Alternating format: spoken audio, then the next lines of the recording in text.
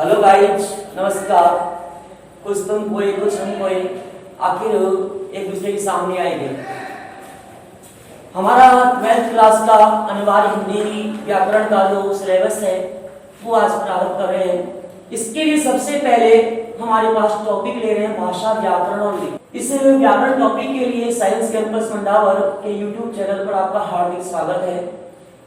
आपको सबसे पहले सामने लिखा हुआ है कि भाषा, व्याकरण, लिपि। भाषा जिसका भी नीचे अर्थ दिया हुआ है तरीका, लिपि जिसका भी अर्थ दिया हुआ है संकेत, और व्याकरण यानी कि नियम। हम दैनिक जीवन में पूछते हैं कि भाई भाषा क्या होती है। जवाब मिलता है हिंदी भाषा, अंग्रेजी भाषा, गणित भाषा। ये कोई भाषा नहीं है। भाषा एक बोलने का तरीका होता है। यदि हम हिंदी के माध्यम से बोलते हैं हिंदी भाषा, अंग्रेजी के माध्यम से बोलते हैं अंग्रेजी भाषा, किसी अन्य माध्यम से बोलते हैं अन्य भाषा। तो जिस बोलने का तरीका होता है वह तरीका ही भाषा कहलाता है। तो पहले हम सबसे पहले जो टॉपिक ले रहे हैं अपना यहाँ वो है भाषा। भाषा, इस भाषा को अंग्रेजी में अपन लैंग्वेज के नाम से जानते हैं। लैंग्वेज ग्रीक यानी कि लैटिन शब्द लिंग्विस्टिक से बना हुआ है। इसका अर्थ होता है आदान प्रदान। भाषा की परिभाषा बनती है विचारों को व्यक्त करने के माध्यम को भाषा कहते हैं। हर व्यक्ति के मन में अनेक विचार होते हैं, वह अपने विचारों को व्यक्त करना चाहता है। तो विचारों को व्यक्त करने का उसका जो माध्यम होता है, एक व्यक्ति वह होता है जो लिखकर अपने विचार व्यक्त करता है, एक व्यक्ति वह होता है जो बोलकर अपने विचार व्यक्त करता है।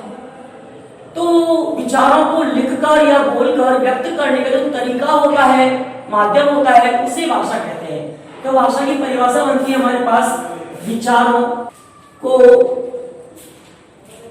व्यक्त करने का तरीका या माध्यम भाषा कहलाती है। भाषा कहलाती है। विचारों को व्यक्त करने का तरीका अथवा माध्यम भाषा कहलाती है। विचार का अर्थ होता है हमारे मन में रहने वाली कल्पनाएं, हमारे मन में रहने वाले उद्गार, हमारे मन में उठने वाले द्वंद्व, ये सभी विचारों के अंतर्गत आते हैं। अब हमारे पास ये भाषा के कितने रूप होते हैं? भाषा के मुख्य दो रूप होते हैं। भाषा के रूप, भाषा के रूप। भाषा के दो रूप आते हैं। एक होता है जिसे कि मौखिक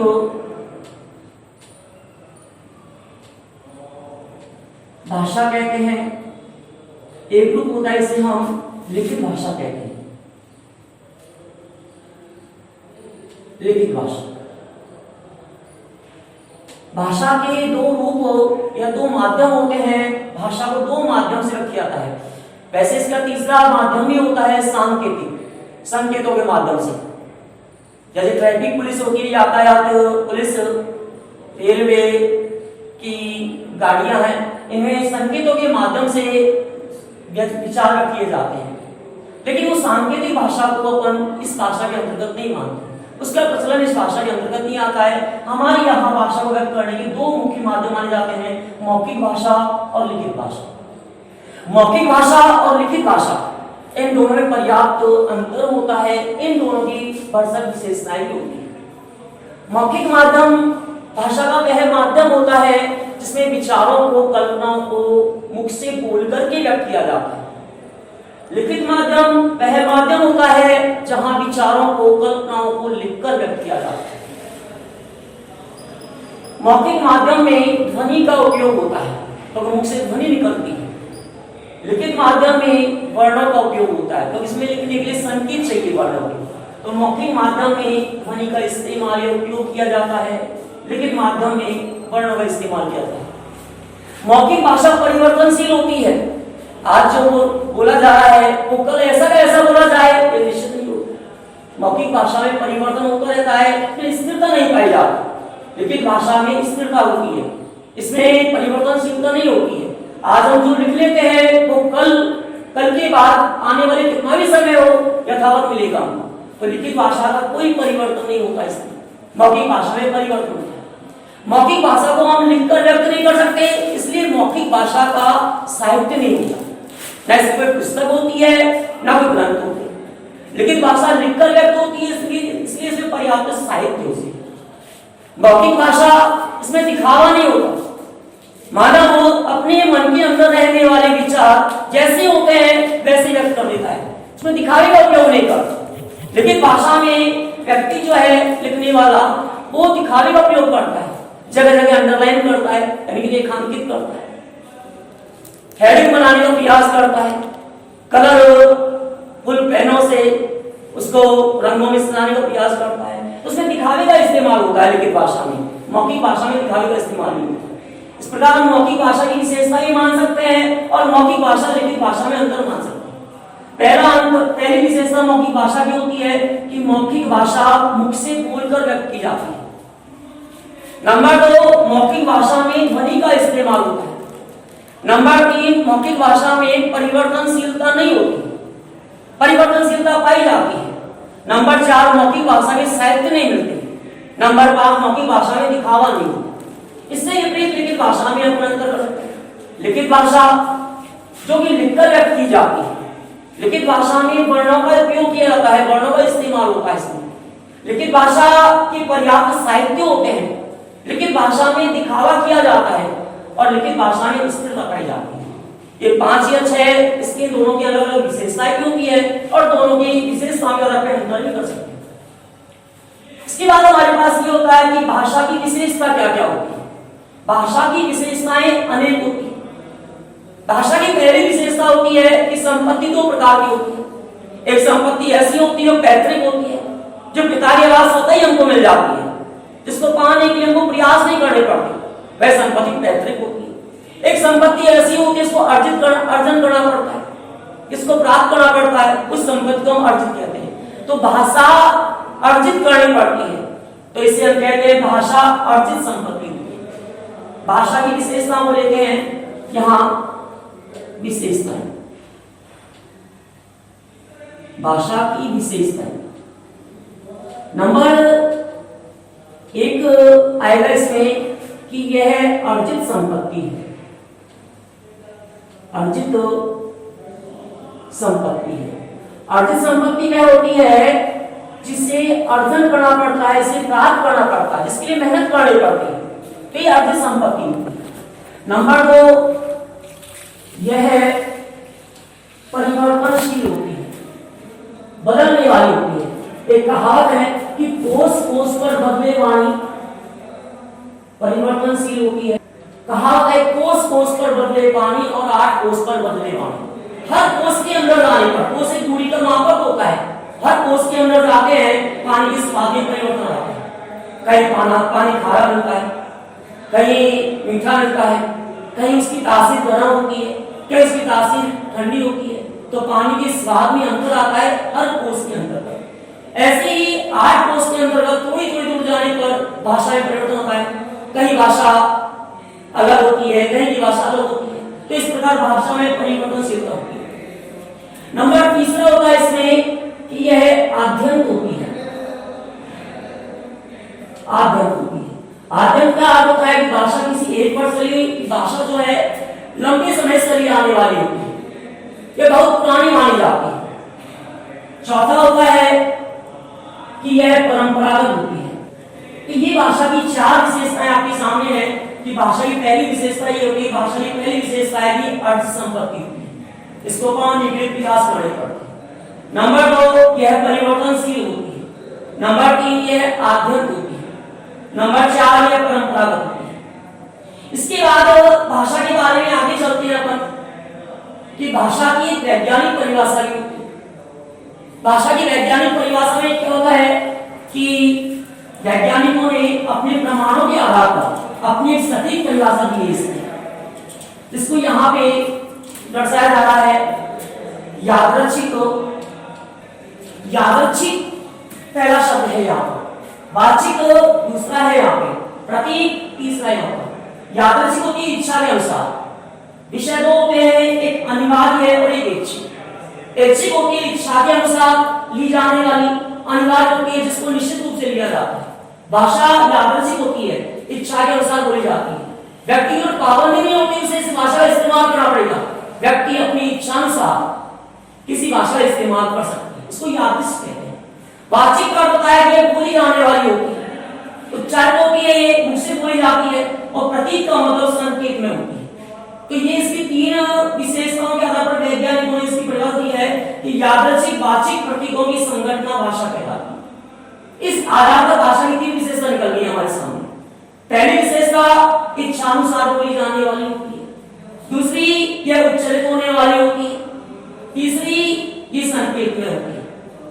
उच्चारित होने वाली कैसे होती है? एक सांकेतिक भाषा भी होती है, इसमें उच्चारण का प्रयोग नहीं होता, उसमें संकेत होते हैं, हावभाव होते हैं। यातायात पुलिस जो है यातायात पर नियंत्रण करती है संकेतों के माध्यम से, लेकिन उसको भाषा के अंतर्गत नहीं मानते, कोई वो वाचिक नहीं। अगर भाषा मानी जाएगी तो तीन चीजों की विशेषता होगी, उसमें इच्छानुसार बोलने का भाव होगा, उसमें उच्चारण का भाव होगा, उसमें संकेतों का प्रयोग होगा। तो यह भाषा वैज्ञानिक के अनुसार भाषा की यहाँ तीन विशेषता है। नंबर 1 ये यादृच्छिक होती है, नंबर 2 ये वाचिक होती है, नंबर 3 ये प्रतीक में होती है, प्रतीकों का प्रयोग होता है। इसके बाद हमारे पास सवाल आता है कि भाषा के साथ एक शब्द जुड़ा हुआ है, बोली क्या होती है? बोली, बोली जिसे कि अपन अंग्रेजी में डायलेक्ट के नाम से जानते हैं, इसका मुद्दा अपना आता है बोली जाने वाली, बोली जाने वाली बोली होती है।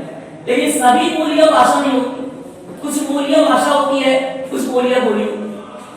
बोली एक सीमित निश्चित दायरे में बोली जाने वाली भाषा होती है।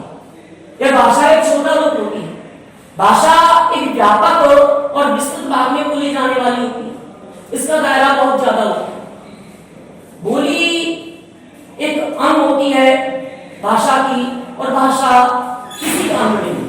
कह सकते हैं कि भाषा जो है अंगी होती है, अंगों वाली होती है, लेकिन बोली को अंगी नहीं मानते, क्योंकि इसके कोई बोली के कोई अंग नहीं। इसी प्रकार क्या होता है कि बोली और भाषा में अंतर भी हो सकता है। कि बोली और भाषा में अंतर क्या होता है? बोली और भाषा देखने में समझने में समान सी होती है, लेकिन इसमें व्यापक अंतर भी होता है। बोली एक सीमित क्षेत्र में निश्चित दायरे में बोली जाने वाली भाषा होती है। नंबर 2 बोली जो है इसका अपना कोई व्याकरण नहीं होता, इसका अपना शब्दकोश नहीं होता। भाषा का अपना व्याकरण होता है, अपना शब्दकोश होता है। व्याकरण के माध्यम से भाषा को निश्चित किया जाता है। शब्दकोश होता है, इसकी अपनी डिक्शनरी होती है भाषा। बोली का ना कोई व्याकरण होता है, ना इसका कोई शब्दकोश होता है। तीसरा यह है कि बोली जो है इसमें बोली भाषा का अंग होती है, लेकिन भाषा किसी का अंग नहीं। इसके अलावा यह है कि बोली जो है इसकी कोई साहित्यिक ग्रंथ नहीं होती, बोली में किसी किताब को नहीं लिखा जाता। बोली केवल बोली जाने वाली होती है, भाषा में पर्याप्त साहित्य होती है। बोली का उपयोग राजनीति में, शिक्षण में, धर्म के उपदेश देने में किसी ने इसका उपयोग नहीं करता। भाषा का उपयोग राजनीति में भी होता है, शिक्षण के क्षेत्र में भी होता है, धार्मिक उपदेश देने में भी होता है, तो वह क्योंकि वो व्यापक होती है। यदि हम कहें कि क्या बोली भाषा बन सकती है, वास्तव में सही है कि बोली भाषा बन सकती है, इसमें गुंजाइश नहीं। बोली भाषा बन सकती है कब? यदि किसी बोली को धर्म का, राजनीति का, सरकारी आदि सहयोग प्राप्त हो जाए। यदि उसको तीनों का सहयोग मिल जाए, यानी कि राजनीति में, काम काज में इसका उपयोग होने लग जाए बोली का, तो उसको भाषा का रूप दिया जाता है। दूसरा यह है यदि किसी बोली में धार्मिक उपदेश दिए जाने लग जाए, तो उस बोली को भाषा का रूप दे सकते हैं। तीसरा एक बोली का उपयोग साहित्य को लिखने में करने लग जाए, तो बोली को भाषा का रूप मिल जाता है। तो बोली भाषा बन सकती है, बोली भाषा बन सकती है कब? तो उसको राजनीति का, साहित्य के लेखन में और धार्मिक उपदेश देने में उसका उपयोग किया जाने लग जाए, तो ये बोली भाषा बन सकती है। तो ये बोली और भाषा में पर्याप्त अंतर हो गया कि बोली एक निश्चित सीमित दायरे में बोली जाने वाली भाषा का एक रूप होती है। भाषा एक व्यापक विशाल विस्तृत भाग में बोली जाने वाली भाषा। बोली भाषा का अंग होती है, भाषा किसी का अंग नहीं। तीसरा ये होता है कि बोली के साहित्य नहीं होते, इसका उपयोग लेखन कार्यों में नहीं करते, केवल बोलने में करते हैं। भाषा का उपयोग साहित्य और लेखन कार्य में होता है। चौथा है कि बोली का उपयोग धार्मिक उद्देश्यों में नहीं करते, धार्मिक ग्रंथों को लिखने में नहीं करते। भाषा का उपयोग धार्मिक उद्देश्य में, धार्मिक ग्रंथों को लिखने में करते, ये इसमें पर्याप्त अंतर है। इसके अलावा ये है कि क्या बोली भाषा बन सकती है? जवाब हमारी बोली भाषा बन सकती है जब उसको साहित्य लिखने में, धार्मिक उपदेश देने में, राजनीति में, इन अनेक क्षेत्रों का सहारा प्राप्त हो जाए, इनमें भी बोली का उपयोग होने लग जाए तो वह बोली भाषा बन जाए। तो यहाँ पर यह भी बोली और भाषा। इसके बाद हमारे पास सवाल यह आ गई, हमारे संविधान की 343 धारा कै के अंतर्गत हिंदी को यहाँ पर राजभाषा और राष्ट्रभाषा का रूप दिया गया। तो यहाँ हम बात करते हैं हिंदी भाषा, क्योंकि हमारी जो ग्रामर है ये हिंदी व्याकरण को अलग है, तो हिंदी की बात करते हैं। तो यहाँ चलते हैं कि हिंदी भाषा कितनी भागों में बटी हुई है। तो यहाँ हमको देखना है Hindi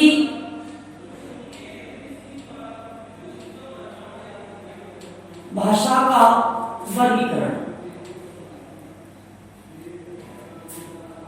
classification of Hindi language. इसका अर्थ है classification of Hindi language. Hindi का जो वर्गीकरण है वो 5 विभाषा के अंतर्गत होता है। इसकी विभाषा होती है 5, और ये विभाषाएं जो है ये अलग अलग बोलियों में बटी होती है। बोलियां, ये इसकी बोलियां। हिंदी की 5 भाषाएं कौन कौन सी होती है? हिंदी भाषा की 5 भाषा, नंबर 1 होती है पूर्वी हिंदी, पूर्वी हिंदी पहला है इसका। दूसरा है इसका पश्चिमी हिंदी,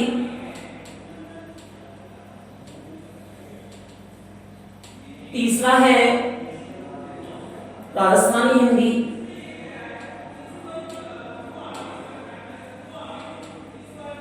राजस्थानी हिंदी,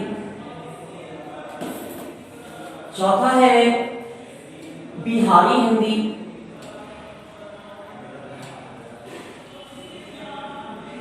और 5वां है पहाड़ी हिंदी।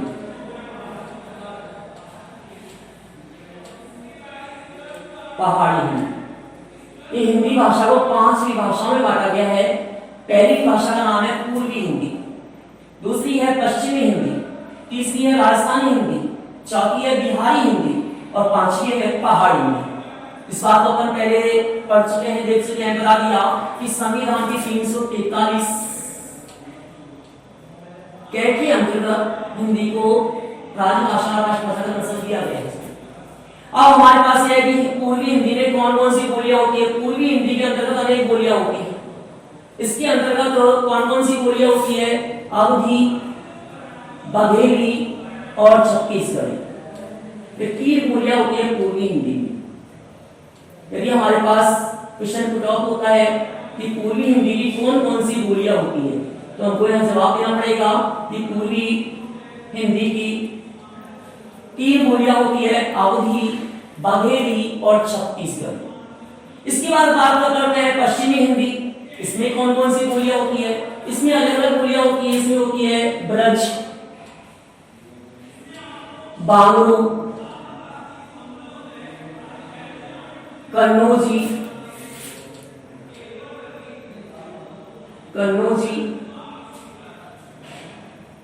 खड़ी बोली, बुंदेली। ये सारी बोलियां होती है पश्चिमी हिंदी में। ब्रज है, बांग्लू है, कन्नौजी है, खड़ी बोली है, बुंदेली है। ये बांग्लू जो बोली है इसका एक अन्य नाम भी, इसको अपन हरियाणवी बोली भी कहते हैं। बांग्लू को अपन हरियाणवी बोली, क्योंकि हरियाणा प्रांत में बोली जाती है। खड़ी बोली का एक अन्य नाम भी जिसे अपन पौधी बोली के नाम से जानते हैं।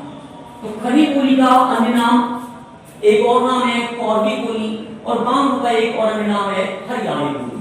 तो ब्रज, बांग्लू, कन्नौजी, खड़ी बोली, बुंदेली, ये सारी आती है पश्चिमी हिंदी के अंतर्गत। इसके बाद आती है राजस्थानी हिंदी। इसमें आती है मेवाड़ी,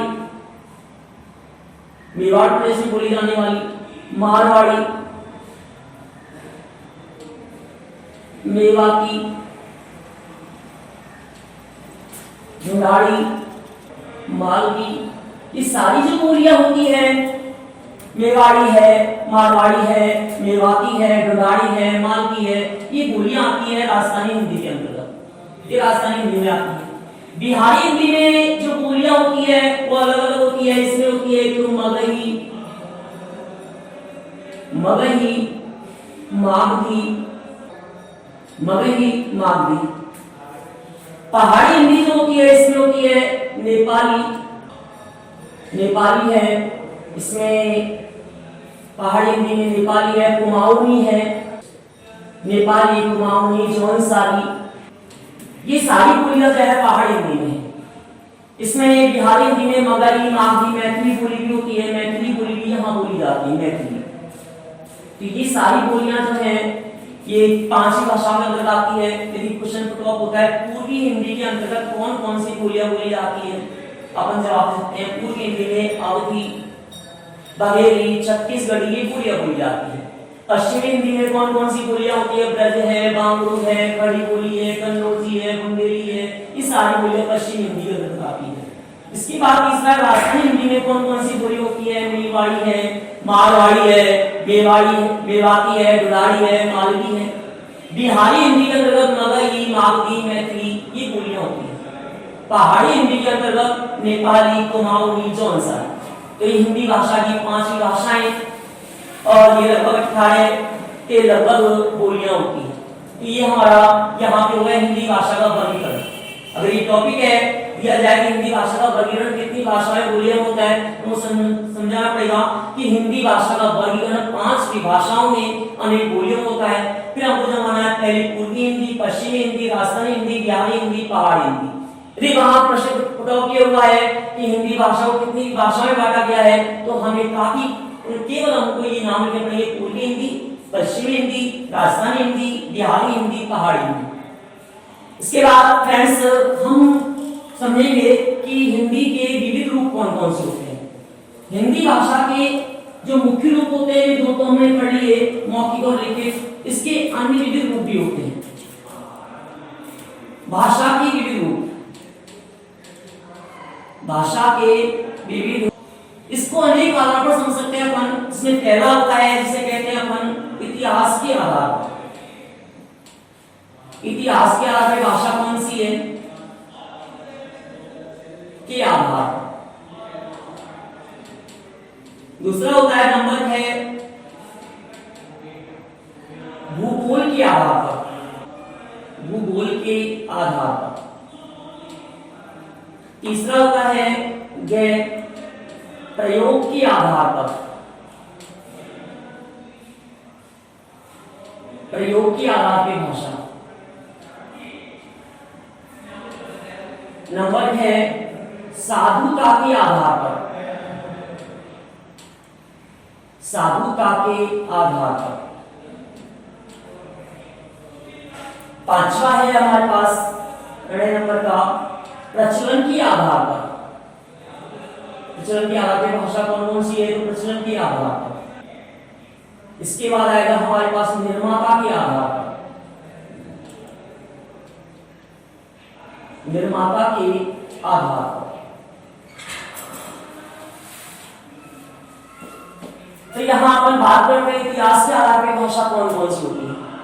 इतिहास पिछले समय का एक दृष्टांत हमारे सामने देने वाला एक ग्रंथ होता है। भाषा पिछली परंपरागत कुछ चली आ रही है, इसलिए भाषा के इतिहास के आधार पर अनेक रूप होते हैं। इसमें एक होती है संस्कृत भाषा। सबसे पहले भाषा चलेगी संस्कृत। इसी से सारी भाषाओं का उद्गम हुआ है। सारी भाषाओं की जो जननी मानी जाती है उसे कहते हैं संस्कृत। संस्कृत एक कुछ परिवर्तन हुआ और यहाँ पे आई हमारे पास पाली भाषा, पाली भाषा। इसके बाद फिर परिवर्तन हुआ, हमारे पास आई थी प्राकृत भाषा। इसके बाद आई थी फिर हमारे पास अपभ्रंश भाषा और अब आई है हमारे पास हिंदी भाषा। तो ये अलग अलग परिवर्तन होते होते भाषा के नाम अलग अलग होते हैं। संस्कृत भाषा यानी इसको पहले 2 भागों में, वैदिक संस्कृत, एक लौकिक संस्कृत। जिस भाषा का उपयोग वेदों में किया गया था वैदिक संस्कृत, जिसका उपयोग लोक व्यवहार में किया गया था उसको लौकिक संस्कृत माना जाता है।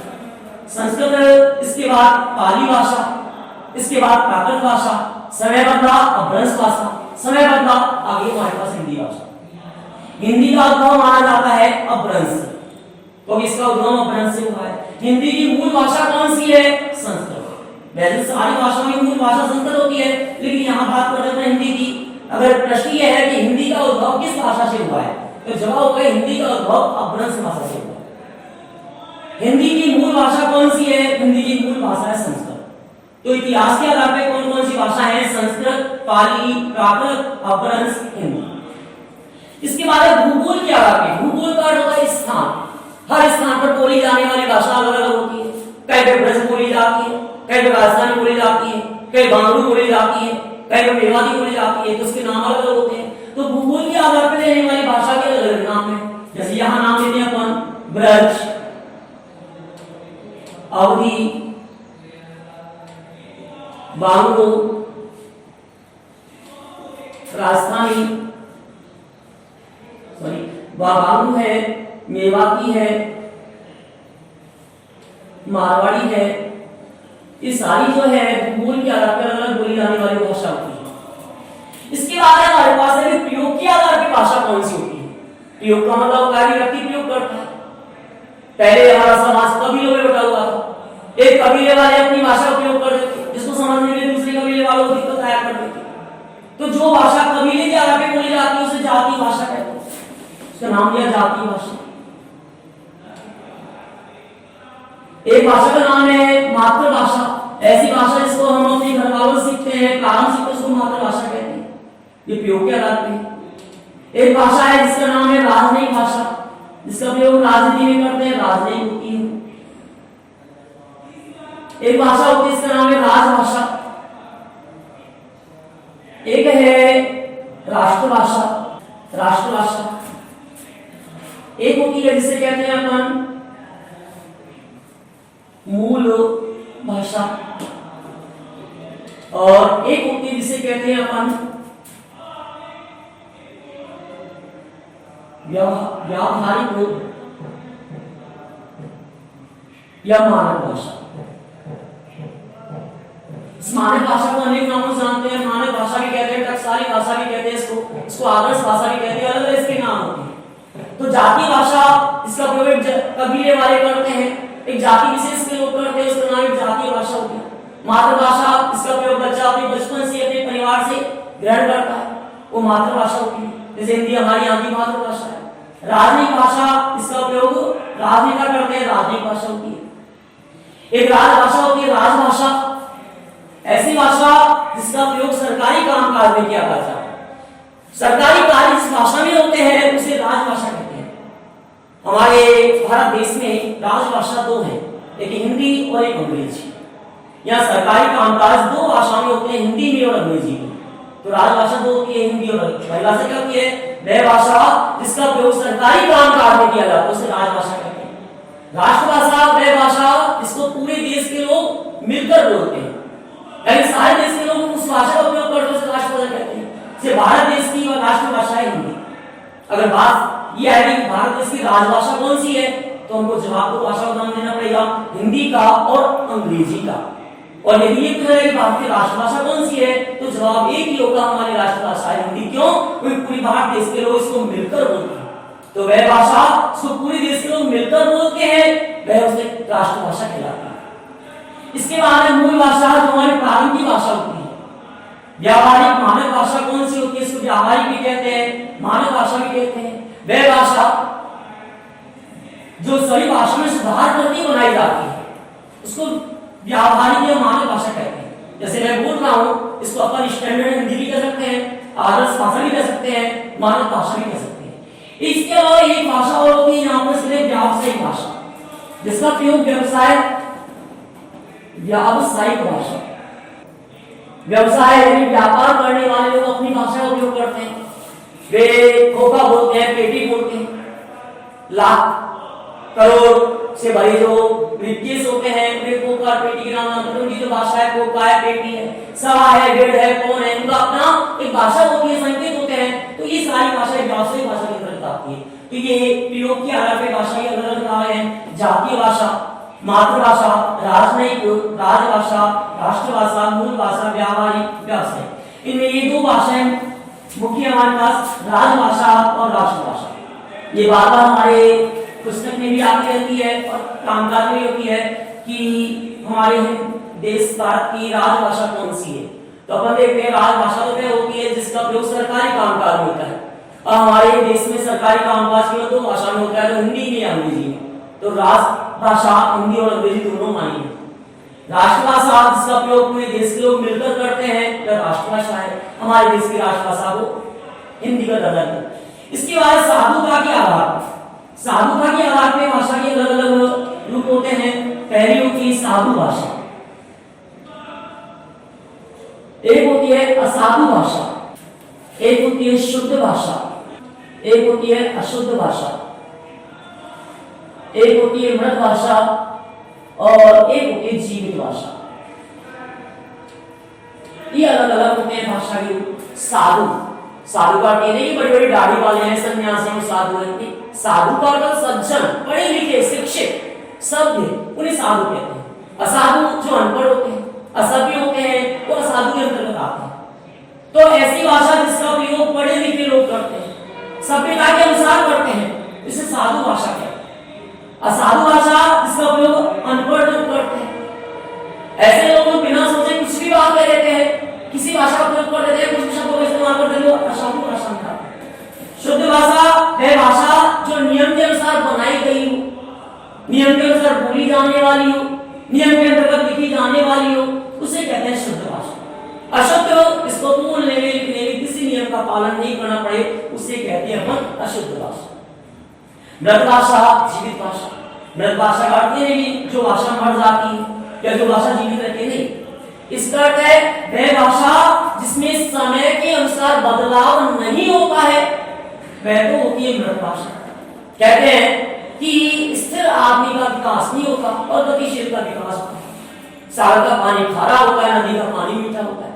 कारण क्या होता है कि सागर का जो पानी है वो जमा होता है, तो जमा होने से उसका स्वाद खारा होता है। नदी का पानी चलायमान होता है, परिवर्तनशीलता होती है, गतिशीलता होती है, उसका पानी मधुर शीतल होता है। ऐसे ही भाषा कौन सी विकास करने वाली होती है जिसमें समय के अनुसार बदलाव होते रहे, और कौन सा विकास नहीं करते जहां बदलाव नहीं। तो मृत भाषा कौन सी होती है? वह भाषा जिसमें समय के अनुसार बदलाव किया जाता है, परिवर्तन किया जाता है, वह तो होती है जीवित भाषा। और जहां समय के अनुसार बदलाव नहीं होता है, पहले की जैसे बनी होती है, उसे कहते हैं मृत भाषा। तो ये अलग अलग नाम है। साधु भाषा जिसका प्रयोग पढ़े लिखे सभ्य लोग करते हैं, जिसका प्रयोग अनपढ़ असभ्य लोग करते हैं, जिसका प्रयोग पढ़े लिखे सभ्य करते हैं वो साधु, जिसका प्रयोग अनपढ़ असभ्य करते हैं वो असाधु। वह भाषा जो नियम के अनुसार बनी होती है, जहां नियमों का इस्तेमाल करते हैं बोलने में लिखने में, तो वो तो शुद्ध भाषा होती है। और जहां नियम का इस्तेमाल नहीं होता, बेनियम काम होता है, कोई फर्क नहीं पड़ता, जैसा है वैसा चले दो, वो अशुद्ध भाषा होती है। मृत भाषा वह भाषा जहां समय के अनुसार बदलाव नहीं होता है, उसे कहते हैं मृत भाषा। जीवित भाषा वह भाषा जहां समय के अनुसार बदलाव होता है, उसे जीवित भाषा कहते हैं। तो ये हमने देखा कि साधुता के आधार पर भाषा अलग अलग होती है, साधु, असाधु, शुद्ध, अशुद्ध, मृत, जीवित। इसके बाद आते हैं प्रचलन के आधार पर भाषा। प्रचलन के आधार पर भाषा दो होती है, एक होती है अप्रचलित, प्रचलित, और एक होती है अल्प प्रचलित। जहां पहले ही लगा हुआ है प्रचलित माने प्रचलन, जिसका प्रचलन नहीं होता है, जिसका प्रयोग बंद हो चुका है, उस भाषा को कहते हैं अप्रचलित। हमारे यहाँ पर पाली भाषा इसका प्रयोग बिल्कुल बंद हो चुका है, इसको अपन अप्रचलित मानते हैं। जिसका प्रयोग कम होता है लेकिन कम होता है, बहुत कम होता है, उसे कहते हैं अल्पप्रचलित। जैसे संस्कृत है, इसको तीसरे माध्यम के रूप में मानते हैं। प्राकृत है, जैन लोग आज भी अपने ग्रंथों इस भाषा में लिखने का प्रयास करते हैं। अपभ्रंश है, इसका प्रयोग भी कभी कभार हो जाता है। हिंदी का तो वर्तमान में व्यापक रूप से हो ही रहा है। तो ऐसी भाषा जिसका प्रचलन बंद हो चुका है उसे कहते हैं अप्रचलित भाषा, और जिसका प्रयोग कम होता है उसे कहते हैं अल्प प्रचलित भाषा। तो ये अलग अलग हो गए। निर्माता के आधार पर भाषा दो होती है, एक होती है परंपरागत और एक होती है कृत्रिम। परंपरागत और एक होती है कृत्रिम भाषा। परंपरागत भाषा वह होती है जो सदियों से चली आने वाली हो, उसे कहते हैं परंपरागत भाषा। और वह भाषा जिसका निर्माण मानव अपने स्वभाव के अनुसार करता है, अपनी सुविधा के अनुसार करता है, उसे कहते हैं कृत्रिम भाषा। तो परंपरागत कृत्रिम ये दो भाषाएं हमारे अंतर्गत। परंपरागत का अर्थ होता है जो परंपराएं चली आ रही है। कृत्रिम का मतलब होता है जहां मानव अपनी सुविधा के लिए सुविधा अनुसार करता है, उसे कृत्रिम भाषा कहते हैं। तो ये हमारे पास भाषा के अलग अलग विविध रूप आए थे। पहली इतिहास के आधार पर संस्कृत, पाली, प्राकृत, अपभ्रंश, हिंदी। दूसरा है भूगोल, यदि स्थान के आधार पे कहीं ब्रज बोली जाती है, ब्रज है, अवधी है, बांगू, मेवाती, मालवणी। तीसरा है प्रयोग के आधार पर जातीय भाषा, मातृभाषा, राजनयिक भाषा, राजभाषा, राष्ट्रभाषा। साधुता के आधार पर मूल भाषा है, साधुता के आधार पे है साधु है, असाधु है, शुद्ध है, अशुद्ध है। जिसको पढ़े लिखे लोग बोले साधु, अनपढ़ बोले असाधु। नियम के अनुसार हो शुद्ध, नियम बेनियम हो अशुद्ध। जिसमें समय के अनुसार बदलाव होता है वो जीवित, जहाँ बदलाव नहीं हो मृत। जिसका प्रयोग बिल्कुल बंद हो चुका है प्रचलित, जिसका प्रयोग कम हो रहा है प्रचलित, ये प्रचलित। निर्माता के आधार पे एक भाषा ऐसी जो सदियों से चली आ रही थी परंपरागत, और वह भाषा जिसका प्रयोग मानव अपने सुविधा के लिए करता है वो होती है उसकी कृत्रिम भाषा। इस प्रकार हमारे टॉपिक जो है भाषा का यहाँ पे पूरा होता है। यदि आप इसके अलावा 12वीं क्लास की व्याकरण के बारे में और अधिक जानकारी चाहते हैं तो आप हमारे चैनल को जितना अधिक हो सके शेयर करने का प्रयास कीजिए, इसको लिंक कीजिए और इसके आइकन बटन को दबाने का प्रयास करो, और अधिक से अधिक इसको शेयर करें ताकि आपको इससे भी अधिक ज्ञान और अच्छी क्वांटिटी में ज्ञान आपको मिल सके।